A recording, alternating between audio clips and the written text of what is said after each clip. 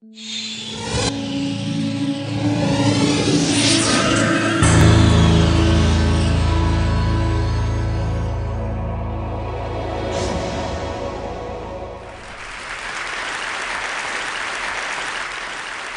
do you feed a city? It's one of the great questions of our time, yet it's one that's rarely asked.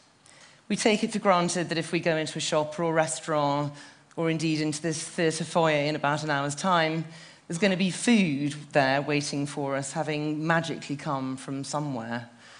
But when you think that every day for a city the size of London, enough food has to be produced, transported, bought and sold, cooked, eaten, disposed of, and that something similar has to happen every day for every city on Earth, it's remarkable that cities get fed at all.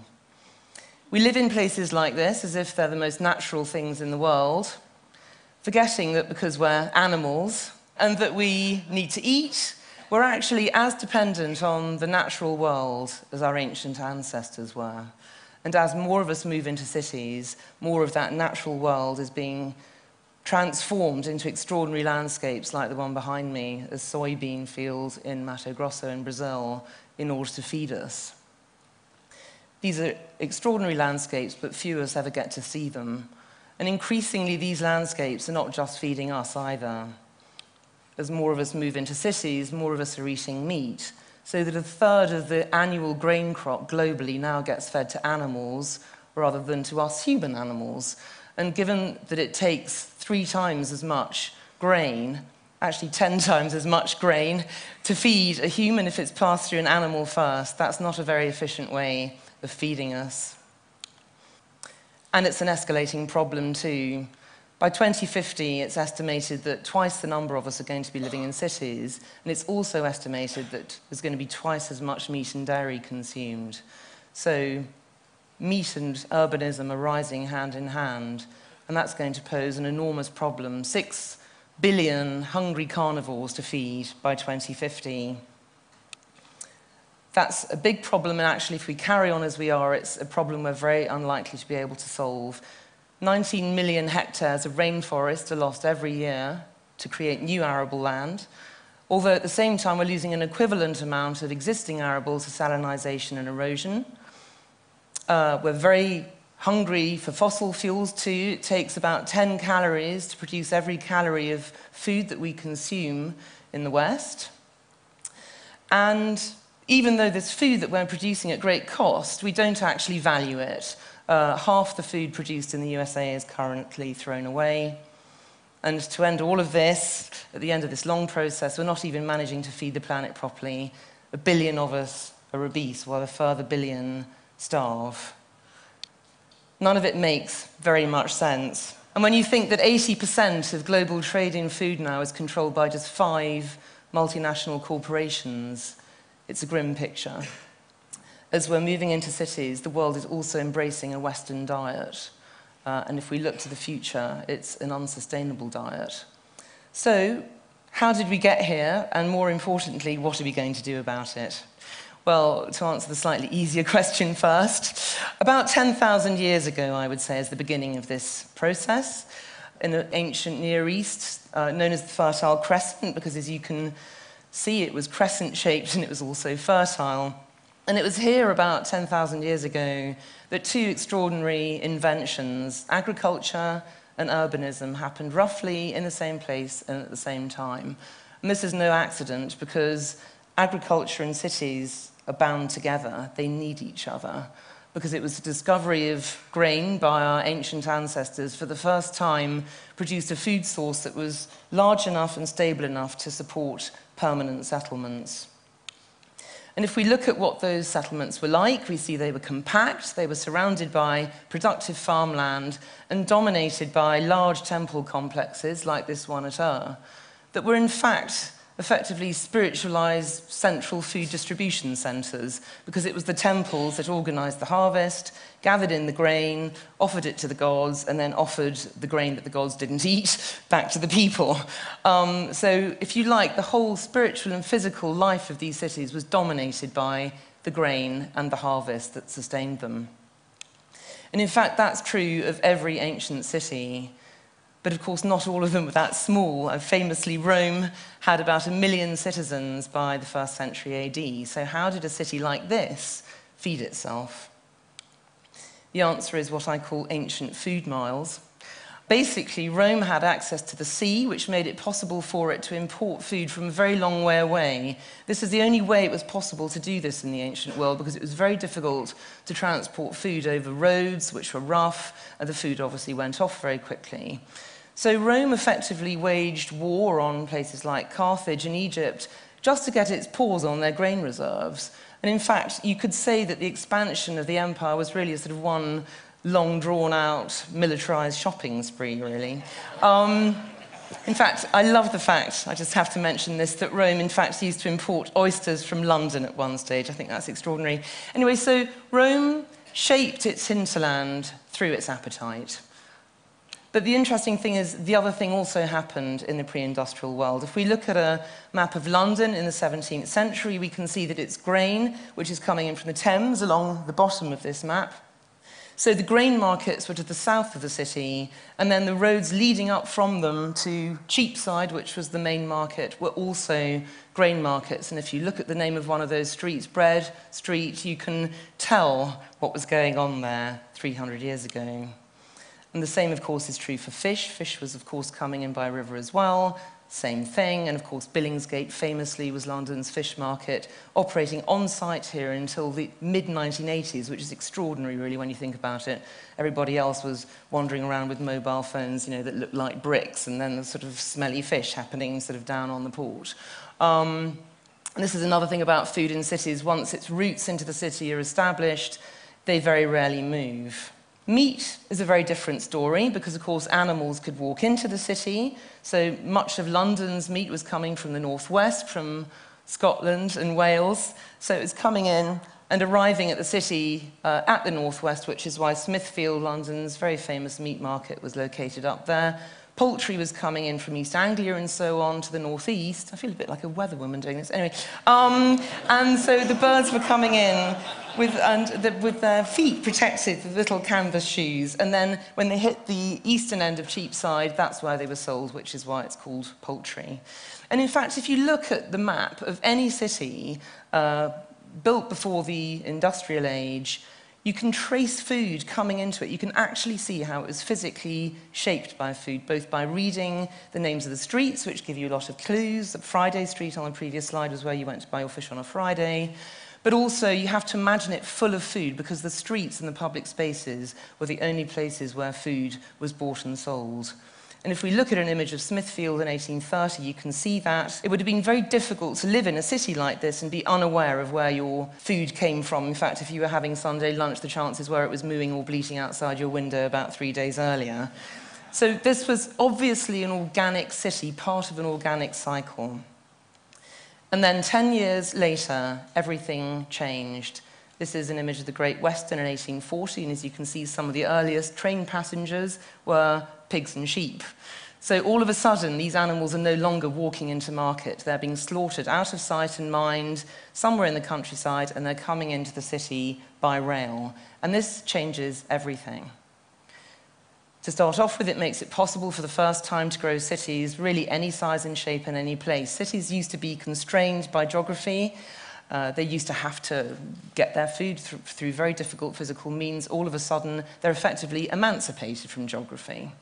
And as you can see from these maps of London in the 90 years after the trains came, it goes from being a little blob that it was quite easy to feed by animals coming in on foot and so on, to a large splurge that it'd be very, very difficult to feed with anybody on foot, either animals or people. And of course, that was just the beginning. After the trains came cars. And really, this marks the end of this process. It's the final emancipation of the city from any apparent relationship with nature at all. And this is a kind of city that's devoid of smell, devoid of mess, certainly devoid of people, because nobody would have dreamt of walking in such a landscape. In fact, what they did to get food was they got in their cars, drove to a box somewhere on the outskirts, came back with a week's worth of shopping, and wondered what on earth to do with it. And this really is the moment when our relationship, both with food and cities, changes completely. Here we have food that used to be the centre, the social core of the city, at the periphery. It used to be a social event, buying and selling food. Now it's anonymous. We used to cook. Now we just add water or, a little bit of an egg if you're making a cake or something. We don't smell food to see if it's okay to eat. We just read the back of a label on a packet. And we don't value food. We don't trust it. So instead of trusting it, we fear it. And instead of valuing it, we throw it away.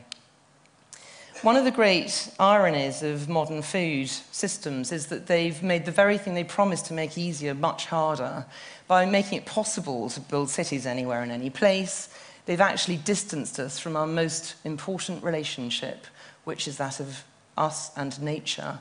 And also they've made us dependent on systems that only they can deliver, that, as we've seen, are unsustainable.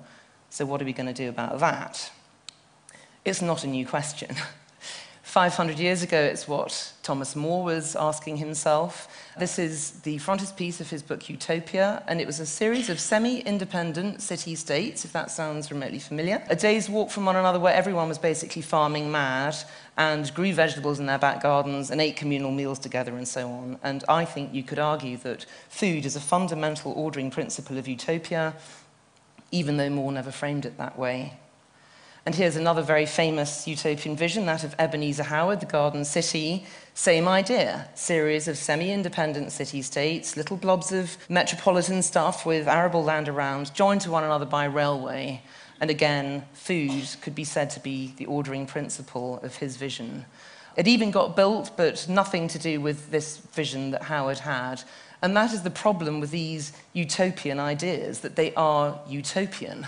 Utopia was actually a word that Thomas More used deliberately. It was a kind of joke, because it's got a double derivation from the Greek. It can either mean a good place or no place, because it's ideal, it's an imaginary thing. We can't have it. And I think, as a conceptual tool for thinking about the very deep problem of human dwelling, that makes it not much use. So I've come up with an alternative, which is Sitopia, from the ancient Greek sitos for food and topos for place. I believe we already live in Sitopia. We live in a world shaped by food, and that if we realize that, we can use food as a really powerful tool, conceptual tool, design tool, to shape the world differently.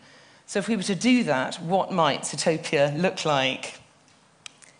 Well, I think it looks a bit like this. I have to use this slide, it's just the look on the face of the dog. But anyway, it's food at the centre of life, at the centre of family life, being celebrated, being enjoyed, people taking time for it. This is where food should be in our society.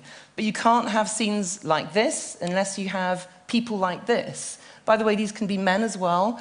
It's people who think about food, who think ahead, who plan, who can stare at a pile of raw vegetables and actually recognise them. We need these people. They're part of a network. Because without these kinds of people, we can't have places like this. Here, I deliberately chose this because it is a man buying a vegetable. But networks, markets where food's been grown locally, it's come in, it's fresh, it's part of the social life of the city. Because without that, you can't have this kind of place, food that's grown locally and also is part of the landscape and is not just a zero-sum commodity off in some unseen hellhole. Cows with a view. Steaming piles of hummus, this is basically bringing the whole thing together. And this is a community project I visited recently in Toronto. It's a greenhouse where kids get told all about food and growing their own food. Here's a plant called Kevin, or maybe it's a plant belonging to a kid called Kevin, I don't know. But anyway, these kinds of projects that are trying to reconnect us with nature is extremely important. So Sitopia for me is really a way of seeing. It's basically recognizing that Sitopia already exists in little pockets everywhere. The trick is to join them up, to use food as a way of seeing. And if we do that, we're going to stop seeing cities as big, metropolitan, unproductive blobs like this. We're going to see them more like this, as part of the productive, organic framework of which they are inevitably a part, symbiotically connected. But of course, that's not a great image either, because we need not to be producing food like this anymore. We need to be thinking more about permaculture, which is why I think this image just sums up for me the kind of thinking we need to be doing. It's a reconceptualization of the way food shapes our lives. The best image I know of this is from 650 years ago. It's Ambrogio Lorenzetti's allegory of good government. It's about the relationship between the city and the countryside. And I think the message of this is very clear. If the city looks after the country will look after the city. And I want us to ask now, what would Ambrogio Lorenzetti paint if he painted this image today? What would an allegory of good government look like today? Because I think it's an urgent question. It's one we have to ask, and we have to start answering. We know we are what we eat. We need to realize that the world is also what we eat, but if we take that idea, we can use food as a really powerful tool to shape the world better. Thank you very much.